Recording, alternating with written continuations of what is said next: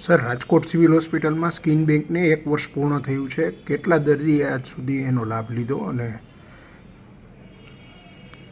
સૌરાષ્ટ્ર અને કચ્છની સૌથી મોટી હોસ્પિટલ પીડીયુ સિવિલ હોસ્પિટલ છે.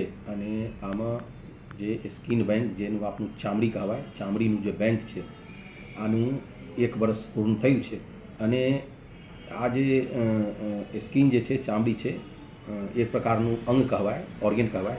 જેવી રીતે બીજા ઓર્ગેનનું ડોનેશન થાય છે, એવી રીતે આ ચામડી પણ એક અંગ છે.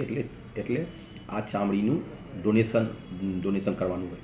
આ જે સ્કિન બેંક છે, આ સૌરાષ્ટ્ર નહીં, ગુજરાતનું એકમાત્ર સરકારી તંત્રમાં અત્યારે સ્કિન બેંક ચાલે છે. અને 1 વર્ષ પૂરું થયું ત્યારે આ બહુ સરસ મજાનું કામ કર્યું છે. આમાં 2 વસ્તુ હોય. એક તો પહેલાં આપના સ્કિન જે હોય, આ સ્કિન જે ચામડી છે, આ પહેલાં આપણે કલેક્ટ કરવાનું હોય, જેનું કહેવાય કે સ્કિન ડોનેશન. એટલે કોઈ પણ મૃત વ્યક્તિ હોય અને સ્કિન ડોનેટ કરવા માંગે તો આ માટે સિવિલ તંત્ર એલર્ટ છે. અને સિવિલ તંત્ર 24/7 એક ટીમ સાથે તૈયાર છે. આમાં એમ્બ્યુલન્સથી લઈને પારામેડિકલ સ્ટાફ અને ડૉક્ટર્સ અને ક્લાસ 4 આ બધા 24/7 હોય. આમાં એક હેલ્પલાઇન નંબર છે. આ હેલ્પલાઇન નંબર ઉપર ફોન કરે છે. આ આપણે એનજીઓ થ્રુ પણ જાગૃત કર્યું છે. રાજકોટ મ્યુનિસિપલ કોર્પોરેશન થ્રુ પણ જાગૃત કર્યું છે.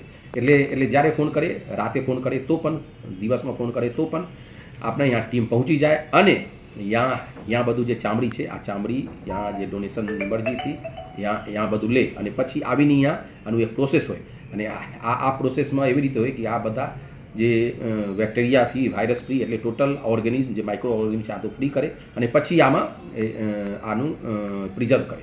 આ પ્રિઝર્વનું એવી ફાયદો છે કે આ જે સ્કિન છે આપનું અમુમન 6 વર્ષથી 10 વર્ષ સુધી, ડિપેન્ડિંગ અપોન ધી કન્ડિશન, આ આપનું સુરક્ષિત રાખી શકીએ.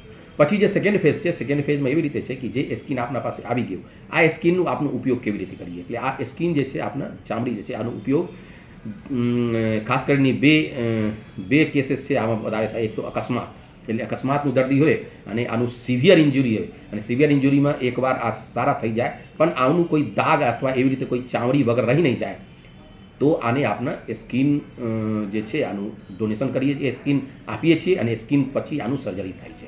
એટલે આ મુજબ આપનું 1 વર્ષમાં મોર દેન 60, એટલે 60 કેસ આપણે એવી રીતે સિવિલ હોસ્પિટલમાં આનું કર્યું છે.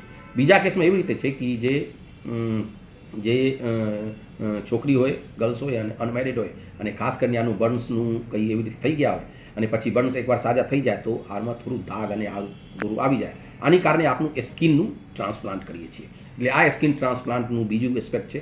અને આ પણ અત્યારે સિવિલ હોસ્પિટલમાં ચાલુ છે. એટલે સંપૂર્ણ રીતે આપણે કહી શકીએ કે સ્કિન ડોનેશન જે છે અને સ્કિન બેંક જે આપણા બહુ સરસ મજાનું કામ કરી રહ્યા છે. અને ડોનેશન પણ મળી રહ્યા છે, અને આપના આનો ઉપયોગ પણ, ટ્રાન્સપ્લાન્ટ પણ કરી રહ્યા છે.